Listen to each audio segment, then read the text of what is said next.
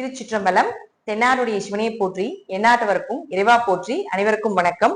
நாம் இன்னைக்கு பார்க்கக்கூடிய பதிவு என்னன்னு பாத்துட்டீங்கன்னா, 2025ஆம் ஆண்டு மே மாதம் 18ஆம் தேதி மாறக்கூடிய ராகு கேது பயிற்சியை பத்தி தான் நம்ம பார்க்க போறோம். அதுக்கு முன்னாடி நம்முடைய சேனலை சப்ஸ்கிரைப் பண்ணிக்கோங்க. அதாவது ராகு பகவான் மீன ராசியிலிருந்து உங்களுக்கு கும்ப ராசிக்கும், கேது பகவான் கன்னி ராசியிலிருந்து சிம்ம ராசிக்கு சூரிய பகவானுடைய வீட்டுக்கும், ராகு சனி பகவானுடைய வீட்டுக்கும் வரப்போகிறார்.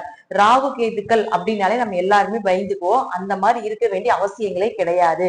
ஏன்னா ராகு கேதுக்கள் அப்படிங்கிறது ஒரு தோசைக்கல் போல. நல்லா இருந்தால் அவர்களுடைய வாழ்க்கையை நல்லா இல்லாமல் செய்வதும், நல்லா இல்லாமல் இருந்தால் அவருடைய வாழ்க்கையை மிக உயரத்துக்கு கொண்டு போகக்கூடிய இரண்டு முக்கியமான ஜாதகத்துல கிரகங்கள் அப்படின்னு பார்த்துட்டாலே ராகு கேதுக்கள் தான்.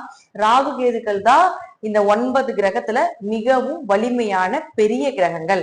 ராகு கேதுக்களை பொறுத்த வரைக்கும் சாயா கிரகம், நிழல் கிரகம், எதிர்முனையில் சுற்றக்கூடியவங்க, நெகட்டிவான விஷயத்தை தான் கொடுப்பாங்க, மனக்குழப்பத்தை கொடுப்பாங்க, நிலையில்லாத தன்மையாக இருப்பாங்க, நம்பிக்கை தன்மை இல்லாதவர்கள் அப்படின்னு நாம் எடுத்துக்கிட்டாலும் கூட இந்த ராகு கேதுக்கள் அப்படியே டோட்டலா மாறினாங்கன்னா இவர்களை போல அள்ளி அள்ளி அள்ளி கொடுத்து கொண்டு போகக்கூடிய ஒரு கிரகங்கள் கிடையவே கிடையாது.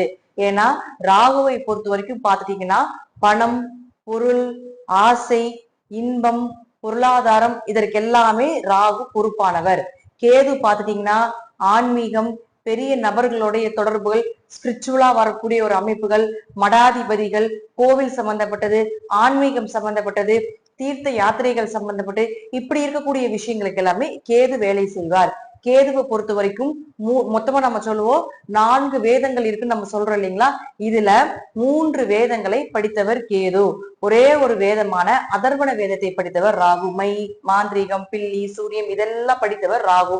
மற்ற ஆன்மீகம் சம்பந்தப்பட்ட, நேர்வழி சம்பந்தப்பட்ட, மனசாட்சிக்கு கட்டுப்பட்டு செய்யக்கூடிய அனைத்துமே உங்களுக்கு கேதுவுக்கு சென்றுவிடும். அப்போ ஒரு மனிதனுடைய வாழ்க்கையில கோபுரத்தில் இருக்கக்கூடியவனை குப்பையிலும், குப்பையில இருக்கக்கூடியவனை கோபுரத்தில் கொண்டு போய் வைக்கணும் அப்படின்னா இந்த ராகு கேதுக்கள்னால மட்டும்தான் முடியும் அப்படிங்கிறதுல மாற்றமே கிடையாது.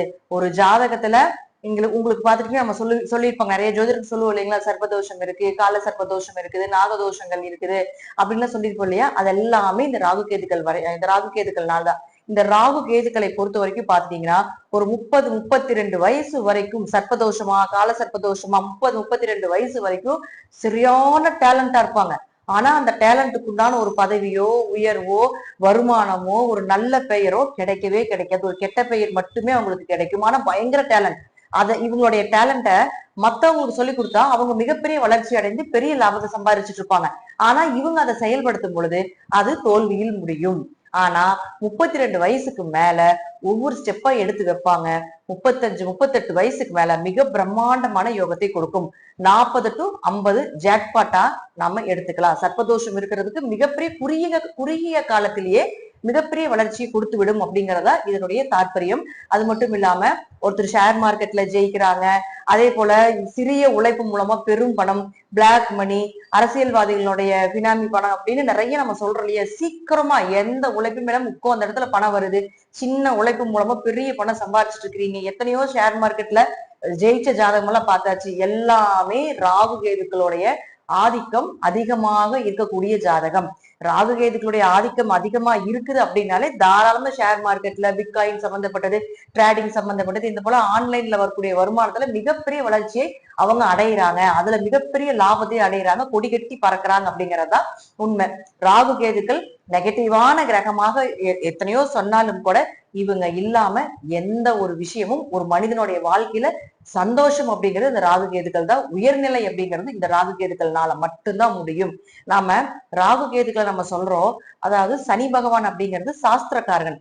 சாஸ்திரம் அப்படிங்கிறது இந்த சூரியன் இங்க இருக்கணும், சந்திரன் இங்க இருக்கணும், செவ்வாய் இங்க இருக்கணும் அப்படின்னு சனி பகவான் தான் எழுதுவாருன்னு என்னோட குருநாதர் சொல்லுவாரு. ஆனா அதை செயல்படுத்துறது யாரு அப்படின்னு பாத்தீங்கன்னா இந்த ராகு கேதுக்கள் தான். இங்க இருந்தா இவன் இந்த கர்ம மூட்டையை அனுபவிச்சதுக்கு அப்புறம் இந்த யோகத்தை அவன் பெறுவான். இந்த யோகத்தை பெற்றதுக்கு அப்புறம் இவன் இந்த கர்ம மூட்டையை, பழைய கர்ம மூட்டையை அனுபவிப்பா அப்படிங்கிறது அவங்க ஜாதகத்துல ராகு கேதுக்கள். அதாவது ஜட்ஜாக இருக்கக்கூடியவர் யாருன்னு பாத்துட்டீங்கன்னா சனி பகவான். அதை செயல்படுத்தக்கூடிய போலீஸா இருக்கலாம், அல்லது வக்கீலா இருக்கலாம். அதெல்லாம் செயல்படுத்தி அவங்க கர்ம வினையை அனுபவிக்கக்கூடியவங்க யார் அப்படின்னு பாத்துட்டீங்கன்னா இந்த ராகு கேதுக்கள் தான். ராகு கேதுக்கள் இல்லாம நல்லதும் கிடையாது, ராகு கேதுக்கள் இல்லாம கெட்டதும் கிடையாது அப்படிங்கறதா முற்றிலும் உண்மை. இப்போ உங்க ராசிக்குண்டான இந்த பயிற்சி எப்படி இருக்கும் அப்படிங்கறத நம்ம முழுமையா பார்க்கலாம். கடக ராசிக்குண்டான ராகு கேது பயிற்சியை பத்தி நம்ம முழுமையா பார்க்கலாம். கடக ராசியை பொறுத்த வரைக்கும் பாத்துட்டீங்கன்னா, ராகு அப்படின்னு சொல்லக்கூடியவர் உங்களுடைய ராசிக்கு 8ஆம் வீட்லயும், கேதுன்னு சொல்லக்கூடியவர் 2ஆம் வீட்டுக்கு வரப்போகிறார். ரொம்ப கவனமா இருக்கணும். ஏன்னா உங்களுக்கு முதலே அஷ்டமச்சனி நடந்திருக்கு, கண்டச்சனி நடந்திருக்குது. இதுல எல்லாமே நிறைய அடிபட்டிருப்பீங்க, காசு கூட நிறைய இழந்திருப்பீங்க, சொத்துக்களை இழந்திருப்பீங்க, பணம் சார்ந்த விஷயத்த நிறைய இழந்திருப்பீங்க, உறவுகள் சார்ந்த விஷயத்துல நிறைய பிரச்சனைகள், அடுத்தது இருக்கலாமா வாழலாமா வேண்டாமா அப்படின்னு சொல்ற அளவுக்கு நிறைய ப்ராப்ளம் கிரியேட் ஆயிருக்கு. அதுதான் உண்மை. ஆனா இருப்பினும் பாத்துட்டீங்கன்னா, கடகத்தை பொறுத்த வரைக்கும் இந்த ராகு கேது அப்படின்னு சொல்லக்கூடியவர் உங்க தசாபுத்தி ஜாதல நல்லா இருந்தா ஓரளவுக்கு நன்மைகளை கொடுப்பார் அப்படிங்கறதுதான் உண்மை. ஏன் அப்படின்னு கேட்டுட்டீங்கன்னா, 8ல ராகு வரக்கூடிய காலகட்டங்கள், 8ஆம் இடங்கிறது திடீர் அதிர்ஷ்டங்கள், திடீர் பணவரவு, இதெல்லாம் 8ஆம் இடத்து ராகு ஏற்படுத்தி கொடுப்பார். ஜாதகத்துல தசாபுத்தி நல்லா இருந்தா திடீர்னு பணவரவை கொடுத்து கொண்டு விடுவார் அப்படிங்கறதா உண்மை. இல்ல ஜாதகம் கொஞ்சம் வீக்கா இருக்கு அப்படின்னா எதை செய்தாலும் கொஞ்சம் யோசிச்சு கவனமாக செய்ய வேண்டும். இருப்பினும் ராகு 10ஆம் பார்வையாக பார்க்கறதுனால தொழில் மாற்றங்கள், இடமாற்றங்கள், ஒரு ஊரு விட்டு இன்னொரு ஊர் போறது, அல்லது அந்த ஊர்ல இருந்து ஒரு நாடு விட்டு இன்னொரு நாடு போறக்கூடிய ஒரு அமைப்பு, இதெல்லாமே ஏற்படுத்தி கொடுத்து விடுவார். அடுத்தது பாருங்க, ராகு அப்படின்னு சொல்லக்கூடியவர் 6ஆம் இடத்தை தொடர்பு கொள்கிறார். நம்ம முதல்ல சொல்லியிருப்போம், ராகு கேதுகளை பொறுத்த வரைக்கும் தோசைக்கல் மாதிரி நல்லா இருந்தா நல்லா இல்லாம பண்ணிடுவார், நல்லா இல்லாம இருந்தா நல்லது பண்ணுவார். இப்படி மாத்தி மாத்தி செய்யக்கூடிய குணம் இந்த ராகு கேதுக்களுக்கு இயற்கையாகவே உண்டு.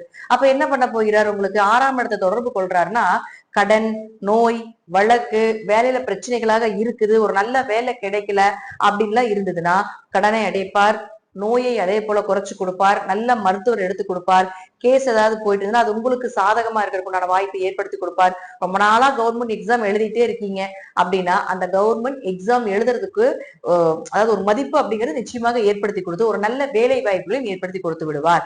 அது உங்க ஜாதகத்துல கவர்மெண்ட் வேலை இருக்குது அப்படின்னா அதை எழுத வைப்பார். அப்படி இல்லைன்னா அது டோட்டலாவே வேண்டாம் அப்படின்னு சொல்லிட்டு இன்னொரு தொழிலை தேடியோ அல்லது இன்னொரு வேற ஏதாவது ஒரு படிப்பு தேடியோ ஓட வைத்து விடுவார் அப்படிங்கறத உண்மை.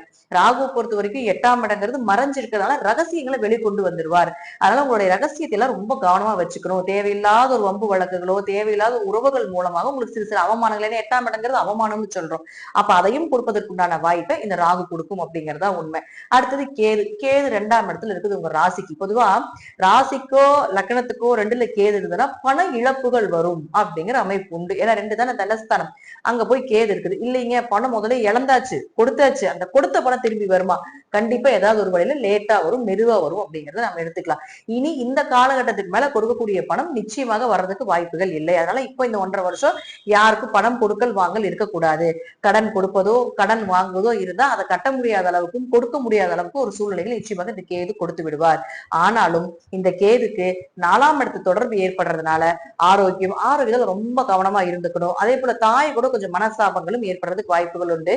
இடம், வீடு, வண்டி வாகன யோகங்கள் இதெல்லாமே கேது கொடுக்கறதுனால நீங்க என்ன பண்ணணும் அப்படின்னு பாத்துட்டீங்கன்னா, ஒரு இடமாற்றம் பண்றீங்களா, ஒரு பூர்வீக சொத்துல இருந்து வெளியே போலான்னு நினைக்கிறோம், ஒரு சொத்தை வித்துட்டு இன்னொரு சொத்து வாங்கலான் இருக்கிறோம், ஒரு வண்டி வாகனத்தை வித்துட்டு இன்னொரு வண்டி வாகனம் வாங்கலான் இருக்கிறீங்கன்னா தாராளமாக பயன்படுத்தி கொள்ளலாம். இதெல்லாம் உங்களுக்கு கேது நல்லா சப்போர்ட் பண்ணி கொடுக்கும்.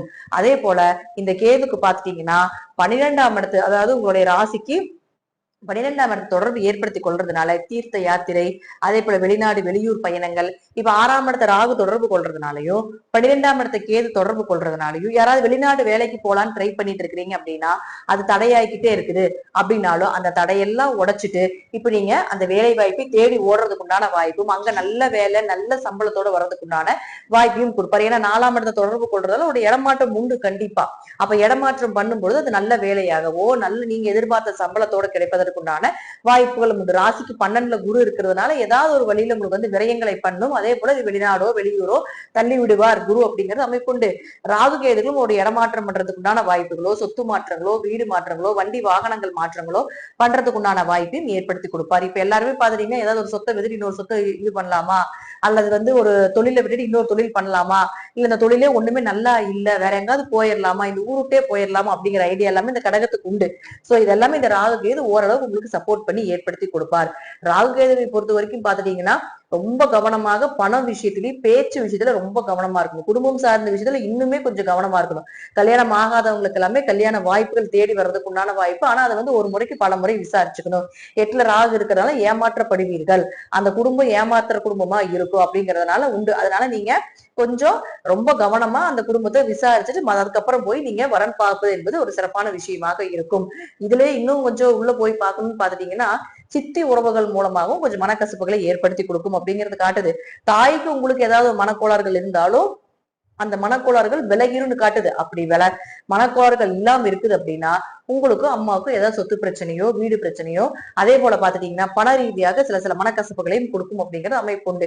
ஏன்னா அஷ்டமச்சனியில நிறைய கஷ்டப்பட்டு நீ ஒண்ணு இல்லை எடுக்கிறதுக்கு அப்படிங்கிற ஒரு விதிகள் இருந்தாலும் ராகு கேதுகள் கொடுத்து கெடுப்பதில் வல்லமை வாய்ந்தவர்கள். அதனால கொடுக்கிற மாதிரி கொடுத்து ஒண்ணும் இல்லைன்னு காட்டிடுவார். வர்றப்போ பயன்படுத்திக்கோ, இல்லாதப்போ கொஞ்சம் அமைதியா இருந்து கொள்வது என்பது ஒரு சிறப்பான விஷயமாகும் அப்படிங்கறத முற்றிலும் உண்மை. கடகராசி மேன்மேலும் ஒரு வருஷம் கொஞ்சம் மீடியமா இருக்கு. அதற்கப்புறம் மேன்மேலும் வளர்ந்து பெரிய லெவல்ல வரக்கூடிய ஒரு அமைப்பு நிச்சயமாக உண்டு அப்படிங்கறத முற்றிலும் உண்மை. நன்றி. மீண்டும் ஒரு நல்ல பதிவுல சந்திக்கலாம். திருச்சிற்றம்பலம், தில்லையம்பலம், நரசிம்ம திருவிழி சரணம்.